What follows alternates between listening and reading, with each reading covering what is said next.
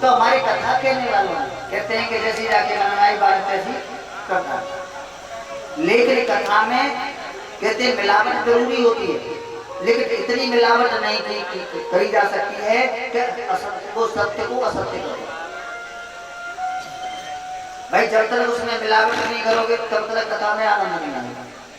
और मिलावट भी ऐसी होनी चाहिए कि जैसे मैं सब्जी में नमक डालता, सब्जी बनाओ तो खूब, और बाहर नमक नहीं डालो तो सब्जी में कोई स्वाद नहीं आएगा, और नेक नमक की कितना स्वाद आ जाते हैं। ऐसी मिलावट जरूरी है।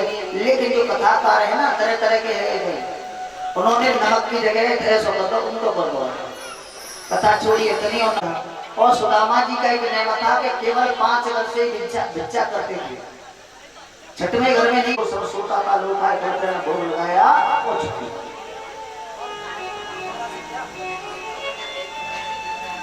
लेकिन छठवें घर में नहीं जाते थे।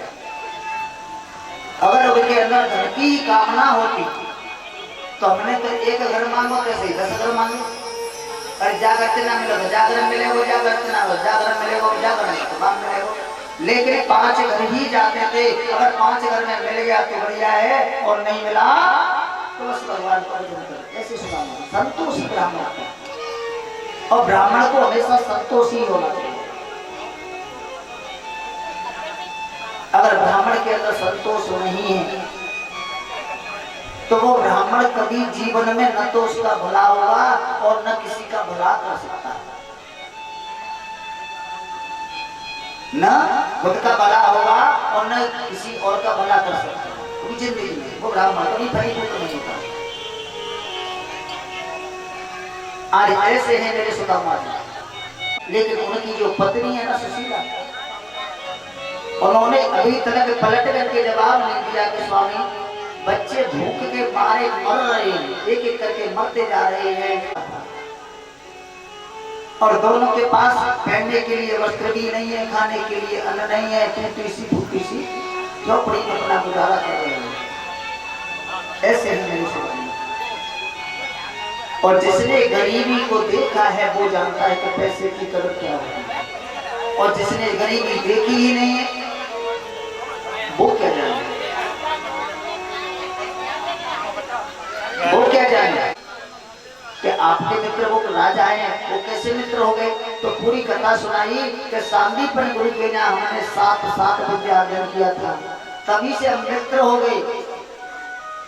लेकिन किस्मत है कि हमें एक भिखारी बने जो एक राजा बने। लेकिन ये बात नहीं बताई कि इस दरिद्रता का, इस भिखारी होने का भी कारण मैं ही हूं। संसार में एक चौपाई आके रामचरितमानस में कि ऐसा क्यों, ऐसा क्यों होता है। अरे भगवान ने बनाया तो समान सबको बनाया। एक बालक तो भूखे मारे तरस रहा है, और एक बालक ऐसा है कि वो खा भी नहीं रहा है। लेकिन ये हमारे पूर्व जन्मों की कर्म है। एक बात बताओगे परीक्षित महाराज जी, अगर हम बैंक में पैसा जमा नहीं करेंगे, बैंक में पैसा जमा नहीं करेंगे तो क्या हम उसमें निकालने के लिए चले जाएंगे? अगर हम बैंक में पैसा जमा नहीं करेंगे तो निकालने के लिए चले जाएंगे? नहीं जाएंगे। अगर हमारा बैंक में पैसा जमा है तो ब्याज लगा के एक लेकर जब चाहूंगा तब तुमको मिल जाएगा। तो बैंक तो देती है 1.5% की ब्याज, 1% की ब्याज, लेकिन मेरा कन्हैया, मेरा ठाकुर जी जब आपको देता है तो 100% की ब्याज लगा करके वापस करता है। 100% की ब्याज लगा के वापस करता है। ये मेरा वादा है, आप लोग गलत नहीं कह रहा, मैं सत्य कह रहा हूँ। और यही कारण है कि उन्होंने पूर्व जन्म में जो दान, और भैया और जो फुटपाथ में पैदा हुए, फुटपाथ में उनको जीवन है, आप फुटपाथ में मर गए, ये उनका कर्म है। क्योंकि उन्होंने पहले जमा ही नहीं किया है तो उनको चेक पास होगा कैसे। इसीलिए देखिए बुरे कर्मों में हाल हमारा धन चला जाता है। हमारे घर में मैं कोई परिस्थिति के जाके तो 5000 रुपये में अच्छा लगे तो 5000 को लगवाएंगे, चाहे खर्च करके लाएंगे। जब हमारे पिताजी एक्सपायर हुए थे ना हॉस्पिटल में, तो तब एक कहावत बहुत ज्यादा चल रही कि एक इंजेक्शन आपने छाती में लगाया, न बोले न कछु, 15 चले न बोले न कछु में। लेकिन किस वजह से कि 5 मिनट से बोल सकते हैं और 5 मिनट फिर मत जाएंगे। 5 मिनट बोलने के लिए 15,000 को आती है, इसलिए कि 5 मिनट बोलिए। और वही 15,000 रुपये हमने भगवान की तो कथा में लगाए होते या भगवान नाम प्रदान कर दे होते, तो अगले जन्म में ना मैं जाई जन्म में कल हो कल युग आज करोगे वो तुम्हें कल हरियाणा में भगवती देख लेंगे। आज हम चोरी करेंगे तो कल जरूर पड़ेगा, रोज थोड़ी हम हाथ मात्र आएंगे। इसीलिए जितना भी हो आपको परेशानियों से बचना है। पवित्र हो गया, पवित्र होने के बाद वो गलत जगह पे नहीं जाएगा, और गलत जगह जाने वाली तो बहुत है, नहीं जाएगा। और पवित्र कब होगा कि जब हम दान करें। क्यों मन पवित्र होता है? भगवान का चिंतन करने से। जिद्या पवित्र होती है भगवान का नाम लेने से, और धन पवित्र होता है निसंतान करने। तो दाने दाने पे लगा होता है खाने वाले का। ये बात सही है गलत है? बड़े सोच समझ के बताना। हाँ जी, आप लोग बताओ। महिला मंडली सही हुए गंतव्य, इनको तो वोट देना मालूम, नोटा में जा रहे हैं कमे दिमाग को है। सही हुए गंतव्य बिल्कुल सही है। हाथ उठा के बताओ सही है कि दाने दाने पे लिखा होता है खाने वाले का। हाँ जी, कलम पीछे कुर्सी आ रही है, तुम बताओ सही बात है पक्की। लेकिन मैं कह रहा हूँ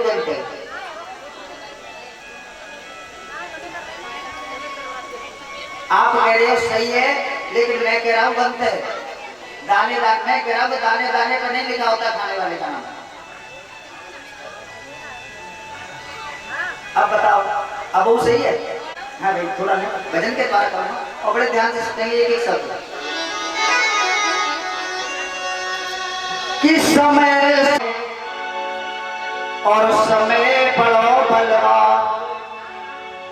भीलन रूपी गोपिका बे अर्जुन बे।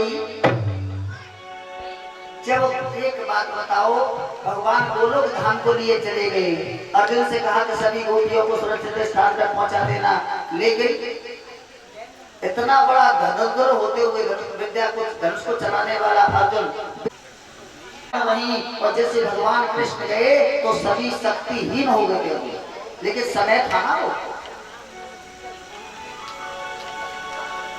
समय के आगे किसी की नहीं चलती। अब बड़े ध्यान से, ज्यादा समय नहीं लेना कि कहावत कर देती,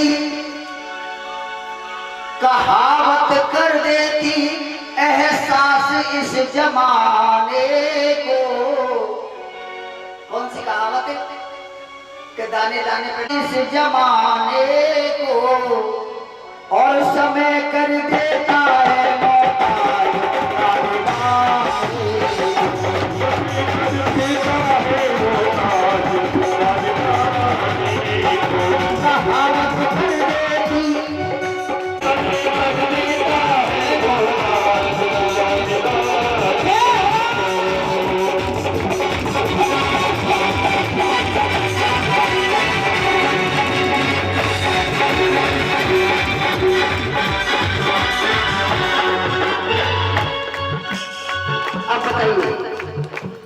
कथा अभी किसकी चल रही है?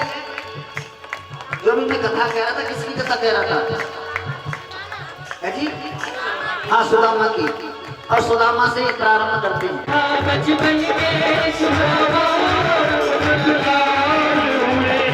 कहते हैं कि कृष्ण सुदामा जैसी मित्रता किसी की नहीं है। सखा बचपन के सुदामा और नदलाल हुए, मित्रताई की इस जहान में मिसाल हुए। बड़ी रस भावनाएं भाव कैसे बदलते,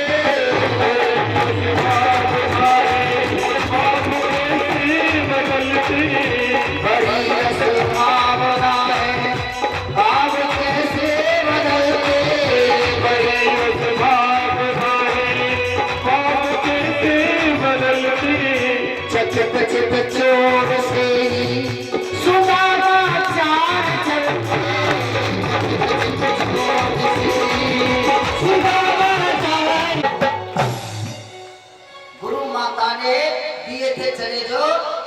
को, और चना किसने खाए? कौन ने खाए? कौन के मामा ने? अरे सुदामा ने।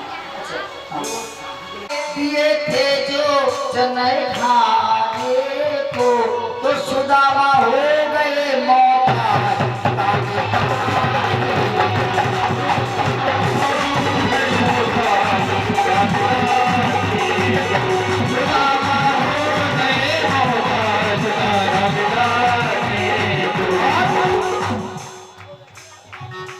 आपने कथा सुनी होगी, आपने कथा सुनी होगी कि राजा नल जैसा एक छत्र कोई राजा नहीं हुआ।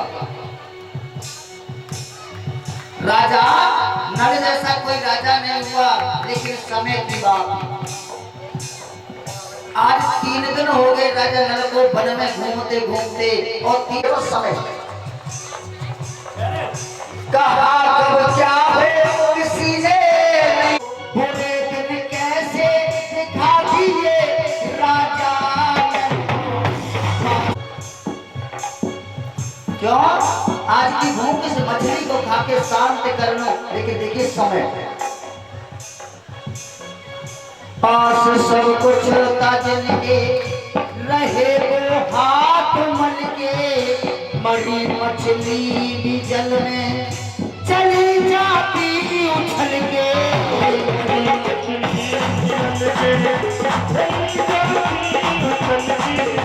मरी मछली भी जल में चली जाती उछल के।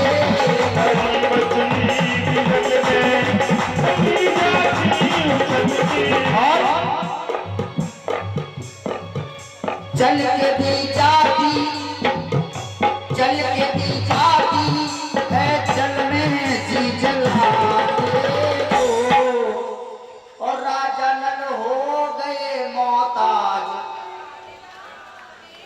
अब बताओ दाने दाने पर कहाँ लिखा होगा?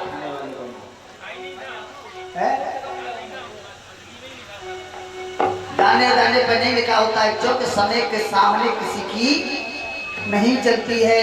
समय साज सुदामा की पत्नी कह रही कि महाराज एक बात मानो, तुम द्वारका चले जाओ और तुम्हारे मित्र तो राजा हैं, उनसे कुछ कहना, शायद हमारी मदद कर दे। अब तो सुदामा जी बोले कि देवी अगर तुम वैसे जाने के लिए कहती, जाने के लिए कहती तो मैं दर्शन करने तो जा सकता था, लेकिन अब यहाँ मांगने वाली बात हो गई है, अब मैं मांगने के लिए नहीं जाऊंगा।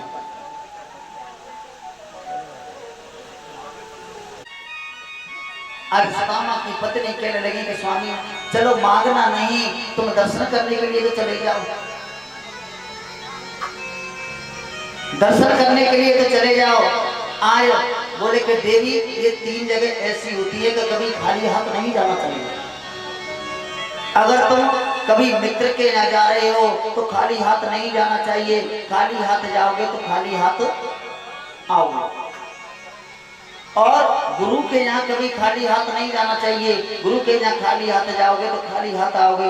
भगवान के दरबार में कभी खाली हाथ नहीं जाना चाहिए, खाली हाथ आओगे तो खाली हाथ ही, तो कुछ है नहीं,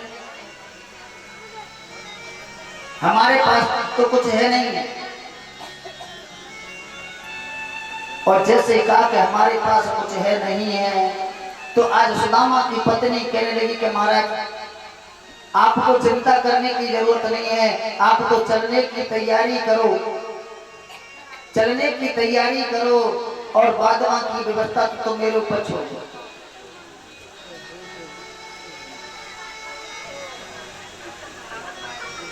अगर एक मुट्ठी या तो एक मुट्ठी भी देगा, मने करेगा तो, और देगा तो 5 मुट्ठी भी दे देगा, लेकिन उसने क्या किया, फिर चावल मांगा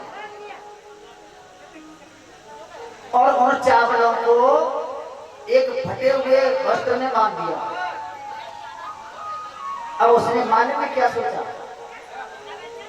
उसने क्या सोचा कि हमारा तो पति इतना भोला है, देने के लिए वस्त्र नहीं है। अगर द्वारकाधीश से 5 तरह के चावल देखेंगे, क्योंकि एक घर से आएंगे, एक तरह के 5 जगह से 5 तरह के चावल आएंगे, द्वारकाधीश से 5 तरह के चावल देखेंगे तो समझ जाएंगे इसके यहाँ खाने के लिए अन्न नहीं है। और फटे हुए कपड़े में देखेंगे तो समझ जाएंगे पहनने के लिए वस्त्र नहीं है, और बांध करके फटे हुए कपड़े में दे दिए कि महाराज अब आराम से जाओ, आपकी चिंता तो भगवान के भरोसे छोड़ो। आज मार्ग में चल रहे हैं, भगवान का गोविंद गोविंद मेरो है, गोपाल मेरो है, गोविंद मेरो है, गोपाल को जाप करते हुए जानो कहाँ है? द्वारका। पहुंच के कहा? अयोध्या में। और अयोध्या में जाके पूछ रहे कि भैया ये बताओ द्वारकाधीश को महल कहाँ है? बता भैया द्वारकाधीश को महल कहाँ है? अयोध्या वासी बोले कि बाबा सवेरे सवेरे कच्ची नशा करे आए तो राम जी को महल है। तो भैया हमको तो द्वारका जानो, हमको तो द्वारका जानो कि तो ऐसे चले जाओ सीधे। अब जानो कहाँ है? बस गोविंद मेरो है, गोपाल मेरो है, श्री कृष्ण गोविंद हरे मुरारी है, नाथ नारायण वासुदेव जाप करके चले जा रहे। और जानो है द्वारका को, और पहुंच के वृंदावन में जाके खड़े हैं। बोले कि भैया ये बताओ ये द्वारकाधीश को महल कौन सी जगह कहाँ है? आज वो कह रहे कि बाबा ये द्वारकाधीश को महल यहाँ न है, यहाँ द्वारकाधीश को मंदिर है वो मथुरा में, ये तो वृंदावन है। बोले भैया तो हम तो रास्ता भूल गए, और हमको तो ऐसी लगते कि यार जीवन में द्वारकाधीश के हमको दर्शन नहीं होंगे। तो भैया कैसे ऐसे चले जाए? अब सीधे द्वारका के लिए पड़ गए, मार्ग में चले जा रहे हैं, और तो एक बहुत बड़ी नदी पड़ी, और वहां दूर दूर तक कोई नाव दिखाई ना दे रही। और अगर हमें द्वारका जाना है तो जब नदी को तो पार में प्रवेश करना है प्यारे, तो राम नाम की नौका में बैठ करके इस भवसागर को पार करना पड़ेगा, तब तुम्हें जाकर के वैकुंठ के दरवाजे में प्रवेश मिलेगा।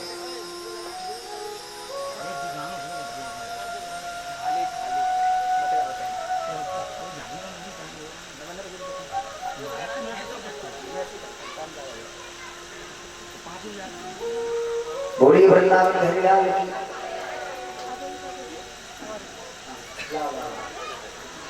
तो मैं केवल यही टाइम पे दी तो ना विचार कर रहे हैं कि अगर द्वारका को जाना तो नदी को पार करना पड़ेगा, और नदी बिना नाव के पार नहीं होगी। भैया हम क्या बता रहे वो नाव। तो आज भगवान सुदामा जी कह रहे भैया हमारा नाम सुदामा है, और हम अवंतिकापुरी से आए हैं, और हम द्वारका जा रहे हैं, और बताओ कि द्वारका पार जाने के लिए या नदी को पार करना पड़ेगा, या नदी को पार करना पड़ेगा। पर भैया तुम कौन हो? आज भगवान का नहीं है, केवट का रूप लेकर के कहने लगे कि एक बात बता द्वारका क्या जा रही है, द्वारका में तुम्हारा कौन है? सुदामा जी कहने लगे भैया द्वारका में हमारा सर्वस्व है, हमारा इष्ट है, हमारा जो माता है पिता है जो कुछ हो तो मित्र है सो है, द्वारकाधीश का नहीं हमारा मित्र है। पास मिलवे कितना है। अच्छा जो द्वारका के राजा है वो तुम्हारे मित्र हैं कि हाँ, कि तुमने अपनी कुछ हालत देखी है कि देख यही तो मित्रता है। अगर सच्चे मन से मित्रता की जाती है तो प्यारे बामें अमीरी गरीबी नहीं देखी जाती है कि मित्र सामने वाला कितना अमीर है या कितना गरीब है। अच्छा तो तुम्हें पूर्ण विश्वास है कि हाँ पूर्ण विश्वास है, लेकिन भैया तुम तो बताओ तुम कौन हो? भगवान का नहीं है, हम तो केवट हैं। अच्छा तुम केवट हो? हाँ तो तुम्हारी नौका काय करके वो खड़ी है। और वास्तव में ये सत्य बात है कि भगवान केवट तो है ही। इस भगवान भवसागर से पार लगाने वाला कौन है? भगवान है। तो भैया एक बात बताओ, हमें जब नदी से पार कर दोगे भगवान का नहीं अकेले हमारा तो काम ही यही है, आगे वाले में पार कर तो चले बैठ गए नाव में, कहाँ बैठ जाओ। और जैसे ही सुदामा जी नौका में बैठे भगवान कन्हैया कहने लगे कि बाबा बैठ गए बड़ी जल्दी, और देवे लेवे कछु हथुआ करना है कि वैसे बैठ गए देवे लेवे कछु हथुआ करना, यानी भाई किराया तो चाहिए ना, देवे लेवे कछु हथुआ। और जैसे ही देवे लेवे को नंबर आए हो सुदामा जी पट नाम में उतर के खड़े हो गए। अब का है बाबा, तो ये दे दे ले के लिए तो हमारे पास कुछ देवे लेवे के लिए तो हमारे पास कछुना है। भगवान कन्हैया कहने लगे कि एक बात बता, मेरा तो परिवार है, मेरे तो बाल बच्चे हैं, मेरी तो पत्नी है, अगर ऐसे फ्री में ही पार करते हमको तो बेकार खाएंगे कर लेते बाबा। दक्षिणा तो चाहिए, यानी किराया तो चाहिए। सुदामा जी बोले भैया पार करना हो तो कर दो, हम पे दे दे लेवे के टाइम तो कछु। तो बाबा हाँ कछु न कछु तो करना पड़ेगा। फिर क्या करना पड़ेगा कि जब तक मैं नौका को चलाऊं तब तक कीर्तन कर गाना पड़ेगा, कीर्तन करना पड़ेगा। सुदामा जी बोले जाके तो चिंता ही नहीं, जिस तो हमारा काम ही कीर्तन गाए को है।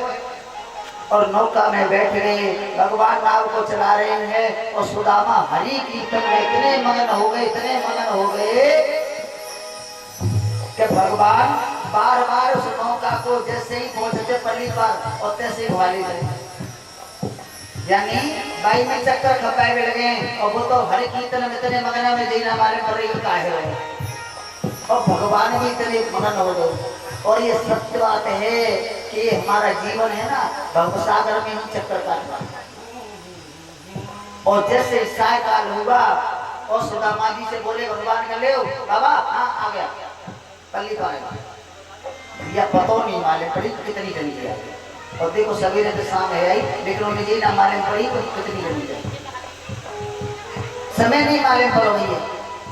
अब एक बात बताओ, जाते द्वारिका कितनी दूर है, द्वारिका कितनी दूर है? तो भगवान श्याम सुंदर कहने लगे एक बात होता बाबा, तुम्हें घर से चले कितने दिन आएंगे? कि 6 महीना। तो अभी 6 महीने ही हो गए। सुदामा जी बैठे नहीं, बोले अब हमारे बस की बात आए, अब हमारे बस की बात आए। हे कन्हैया तो बुलाना तो कुछ इंतजाम करियो, अब मेरे बस की बात आए, मुँह पर चलो ना जाते। आज बैठे बैठे अपने पैरों को देख रहे हैं, छाले पड़ रही है, डिबाई पड़ रही है, तरह तरह के कांटे लगे हुए हैं। और सुदामा जी भगवान से प्रार्थना करेंगे, छाले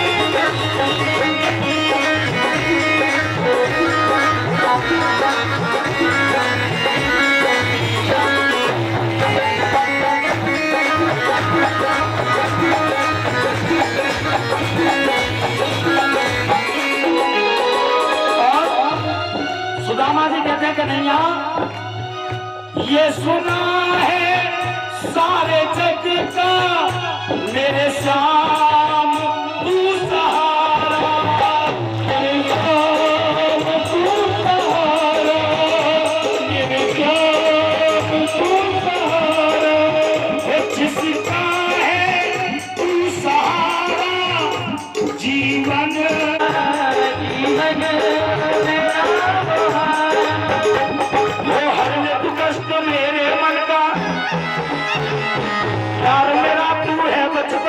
बचपन का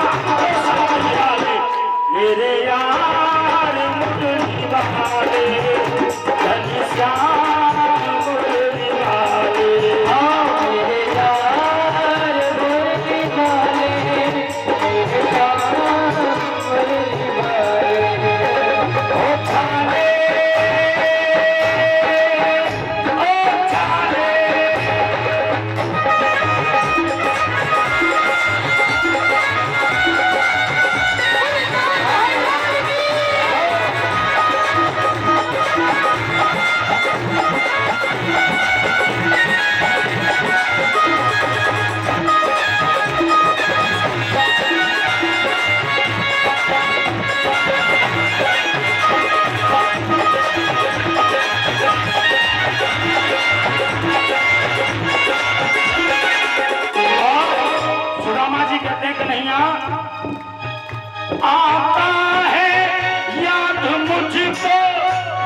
गुजरा हुआ जमाना आता है याद मुझको, गुजरा हुआ जमाना ले करके साथ तुझको गैया चराने गाना, ले करके साथ तुझको गैया चराने गाना, हो बल बल गैया खूब चराई ओ मेरे घनश्याम बनाई, बल बल गैया खूब चराई ओ मेरे घनश्याम बनाई, तेरे तेरे यार हमारे घनश्याम बोली हारे, ओ मेरे यार बोली हारे, घनश्याम बोली हारे।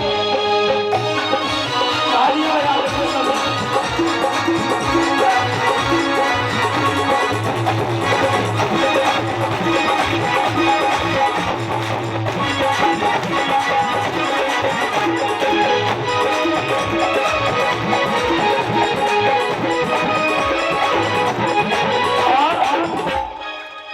किस्मत का हूँ सताया फिरता हूँ मारा मारा, किस्मत का हूँ सताया फिरता हूँ मारा मारा, पता तेरा नहीं पाया मैं पूछ पूछ के हारा, पता तेरा नहीं पाया मैं पूछ पूछ के हारा, कितनी दूर है तेरी नगरिया ओ मेरे घनश्याम सवरिया, कितनी दूर है तेरी नगरिया ओ मेरे घनश्याम सवरिया,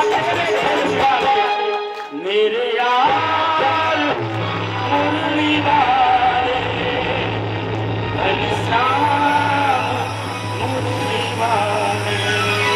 भगवान द्वारिकाधीश कन्हैया को चिंता होने लगी और योग माया से कहा कि देखो नदी के किनारे मेरा मित्र सो रहा है, उसे वहां से उठा करके महलों के दरवाजे पर सुला दिया। आज सोते हुए को योग माया ने उठा लिया और महलों के दरवाजे पर सुला दिया, और जैसे ही सुबह नेत्र खुले तो कहाँ तो सो रहे थे? रेत में। कहाँ? नदी के किनारे रेत में, और जैसे ही नेत्र खुले तो ऊंचे ऊंचे कंचन महल बने हुए। सुदामा जी फिर एकदम आंखें में मिलन लगे, कहूँ ऐसा न हो सपनों देखे रहूं, सपने में ऐसे महल बने हैं। बोले सपने बना? यहाँ तो द्वारपाल भी खड़े गए और द्वारपाल के पास गए, बोले कि भैया ये कौन सा नगर है? भैया ये कौन सा नगर है? तो द्वारपाल बोलो कि हे महाराज, हे ब्राह्मण देव, ये द्वारका छह। और जैसे कि ना द्वारका छह, और सुदामा जी बोले कि हो कल्याण, एक द्वारका ढूंढ गए के लिए तो तना जीवन में कर हमारा, और ये कह रहे हो द्वारका छह, अब 5 का ढूंढूंगा मैं तो। जब तो मतलब ये है कि मेरे कन्हैया से मेरी मुलाकात नहीं हुई। भैया देख मैं मजाक करवे की बिल्कुल स्थिति में नाम है, मेरी हालत तो देख रहा होगा, लेकिन वो तो मजाक मत करे, सही सी बता यही द्वारका है? द्वारपाल करने लगा कि पंडित जी कहते हैं कि यही द्वारका है। अरे तब ये तो बता फिर कभी द्वारका है। भैया देख मेरा बीपी हाई हो चला जा रहा है, तो एक काम कर सही से बता है यही द्वारका है? द्वारपाल बोलो कि यही द्वारका छे, वही द्वारका छे, यही द्वारका छे, यही द्वारका छे। तो दाई के ये बता 5 द्वारका कहाँ है तेरे को? तू बार बार कह रहा द्वारका छे, द्वारका छे, तो 5 द्वारका कहाँ है? दूसरा द्वारपाल बोलो अरे पंडित जी यही द्वारका है, तो जी बार बार 6 क्यों कर रहे हो? तुमको बताना है जाने गुजरात में है कुछ 6 बोलो जाता है, जैसे हमारे बनता है कि है और माँ बोलता है 6। अच्छा अच्छी बात है, तो यहाँ के जो राजा हैं श्री कृष्णचंद्र ने कहा वही राजा है, तो जाके उनसे कह देना कि उनके बचपन के मित्र सुदामा मिलने के लिए आए हैं। और जैसे कहा कि बचपन के मित्र, अब तो द्वारपाल ताली मार के हंसने लगे थे। अरे जी कह को तुम्हारी दिमाग खराब है वो कहाँ राजा कि छछूदर के सर पे नभाए चमेली कहाँ राजा भोज कहाँ महाराज हमारे कहाँ आप और कह रहे कि बचपन के मित्र नेक श्रम करो बाबा जाओ मैं कोई ना रहती सुदामा जी कह रहे भैया हमारा विश्वास करो मैं कहूँ झूठ ना बोल तो हम बचपन के मित्र हैं शांतिपन गुरु के यहाँ साथ साथ पढ़े हैं खूब हमने संग में गैया चढ़ाई हैं तुम एक बार जाके तो कह दे अगर वो मना कर दे मैं ना जान तो मैं चुपचाप चला जाऊंगा फिर द्वारपाल कह पंडित जी मेरी बात मानो जाओ तुम क्या कुछ चक्कर में पड़ रहे हो वो तुम्हें जैसे थे कबू ना मिलता तुम्हें जैसे रोज आवते उनके दरवाजे पर एक द्वारपाल कहने लगा कि भैया बाई चांस मित्र निकले तो और हमने यहाँ से भगा दे और द्वारिकाधीश को महाराज को पता चलो तो फिर हमारी क्या कंडीशन होगी से पूछ ले क्या बुराई है अगर करेंगे तो जान देंगे और मना कर देंगे तो विदा कर देंगे निगाह पड़ेंगे आज जैसे ही गया और हाथ जोड़कर भगवान कन्हैया को प्रणाम किया और द्वारपाल कहने लगा तन पे प्रभु जाने को आए बसो के रामा शीश बगान जगातन पे प्रभु जाने को आए बसो के रामा और धोती फटी सी लटी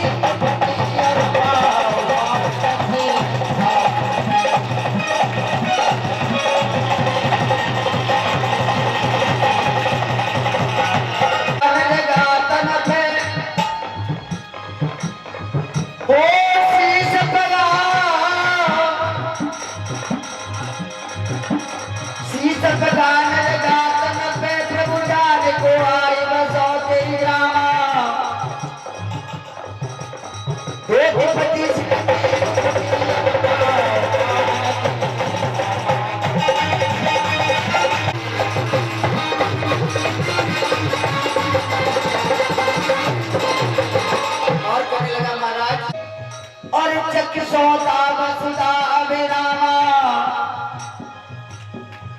अरे पूछत दीन दयाल को धा